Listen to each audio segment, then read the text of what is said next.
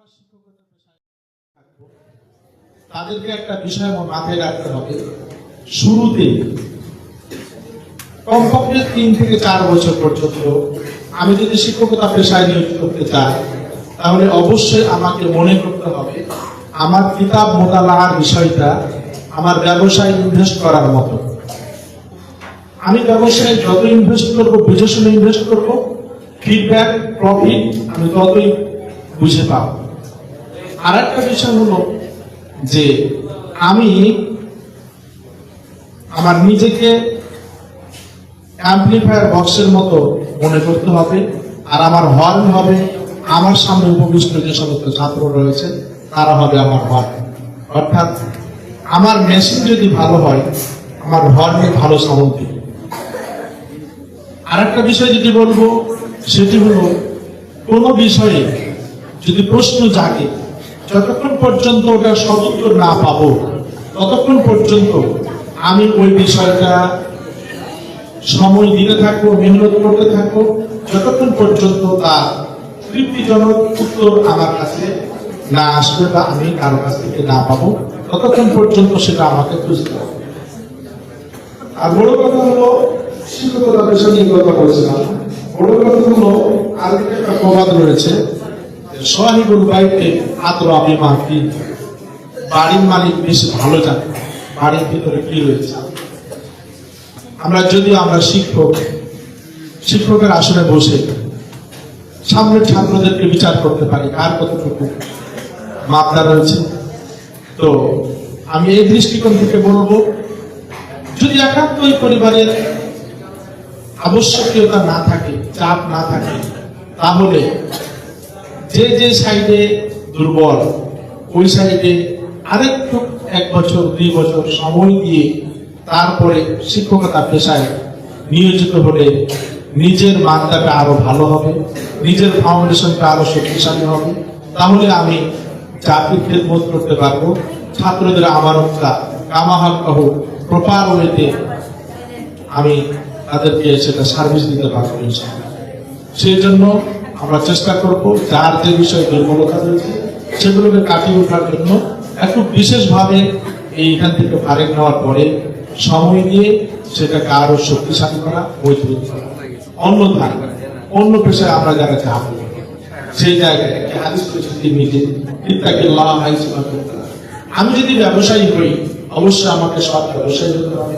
আমি যদি কৃষিকাজ করি, সেখানে আমাকে সৎ থাকতে হবে।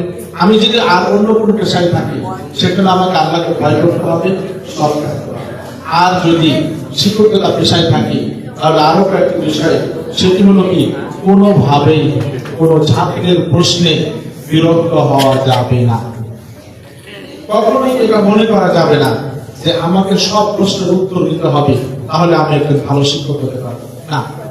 এটা কখনো হয় না। এই পূর্ণতা দিয়ে আল্লাহ সুবহানাহু ওয়া তাআলা কোন মানুষকে সৃষ্টি করেনি, পাঠান। ইমাম শাফি রাহিমাহুল্লাহর একটা উক্তি রয়েছে, তিনি বলছেন, না জানাটাও একটা ইলম, না জানাটাও একটা ইলম। জানি না বলেই কিন্তু আমরা এই বিদ্যাপীঠে এসেছিলাম। খুব আশ্চর্য হয়েছে, সুমন যখন পরিচয় দিতে গিয়ে বলেছিল যে নুরানি থেকে শুরু করে একেবারে আজ এখানে শেষ করলাম, আমার মনটা চাচ্ছিল তাকে একটা বিশেষ পুরস্কারের ব্যবস্থা করা দরকার ছিল।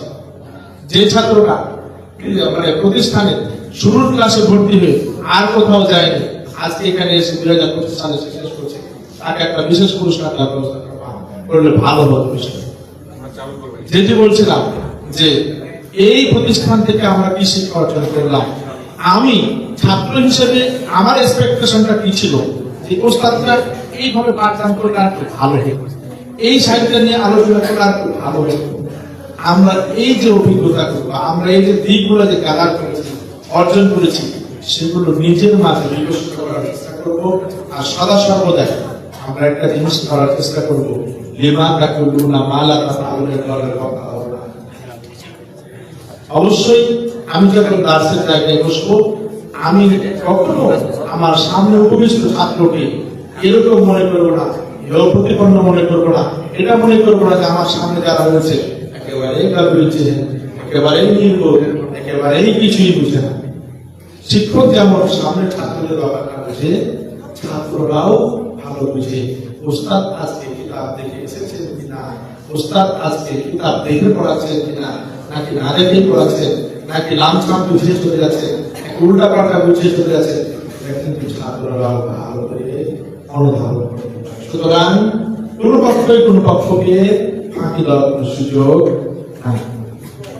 তাই বলবো যে আলোচনা শেষের দিকে একটি কথা বলবো, যারা বিদায় নিচ্ছ এবং যারা এখন সামনে বিদায় নিবে তাদের সবাইকে লক্ষ্য করে একটি কথা, সেটি হলো সময়কে মূল্যায়ন করতে হবে। সময়কে মূল্যায়ন করতে হবে। প্রফেসর মুক্তার আহমদ সাহেব বলছেন ফেসবুকে যে আমি আজকে মোবাইলটা কিছুক্ষণ বন্ধ রেখেছিলাম, তাতে আমি অনেক কাজ করতে পেরেছি। তাহলে বোঝা যাচ্ছে সময়ের বারাকা রয়েছে। আমরা কিন্তু এক অপরের সাথে মত বিনিময় করার সময় বলি এই শুক্রবার গেল আবার শুক্রবার চলে আসে। মূলত আমাদের সময়ের বারাকা নষ্ট হয়ে যাচ্ছে বিভিন্ন কাজের ক্ষেত্রে, বিভিন্ন কর্মকাণ্ডের মাধ্যমে। তার মূল একটি সময়ের বারাকা নষ্ট হওয়ার মূল একটি কারণ হলো কি, এই মোবাইল নামক ডিভাইস ব্যবহার। সুতরাং আমরা যে যেখানে থাকি না কোনো সময়কে অবশ্যই মূল্যায়ন করবো এবং সময়ের সদ্ব্যবহারের মাধ্যমে আমরা আমাদের জীবনের কাঙ্ক্ষিত লক্ষ্যে পৌঁছাতে পারবো। পরিশেষে আমার সামনে পরিচিত যে সমস্ত বিদায়ী ছাত্র রয়েছে, আব্দুল্লাহ জাহাঙ্গীর সাহেব রহমাতুল্লাহ মত তোমাদেরকে বলি, অন্যান্য বার গতানুগতিক ভাবে অন্যান্য বার প্রত্যেকটা কাজ থেকে বিদায় নেওয়া বা বিভিন্ন ব্যস্ততার কারণে বা বিভিন্ন কারণে আর কি বিদায় নেওয়া হয়নি।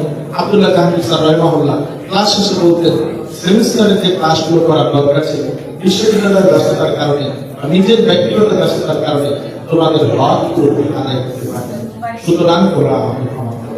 ঠিক সারের সঙ্গে শুরু নিতে বলি, কিতাব যতগুলো পড়ার দায়িত্ব ছিল, বিশেষ করে ফুলের সামনে লাস্টের দিয়েছে 3টা কিতাব পড়েছিল। 3টা কিতাব আমানত করবো তোমাদেরকে পড়াতে পারিনি। নিজের ব্যর্থতা স্বীকার করে তোমাদের যে আত্মবিবাদ ছিল, তোমাদের যে আমানত ছিল নিজের উপরে, সেটার ব্যর্থতা স্বীকার করে তোমাদের কাছে আর বলতেন কাল কিয়ামতের ময়দানে তোমরা যদি কেউ দাবি করে থাকো আমার হক আদায় করেনি, তাহলে কিন্তু আমি ধরা খেতে পারবো।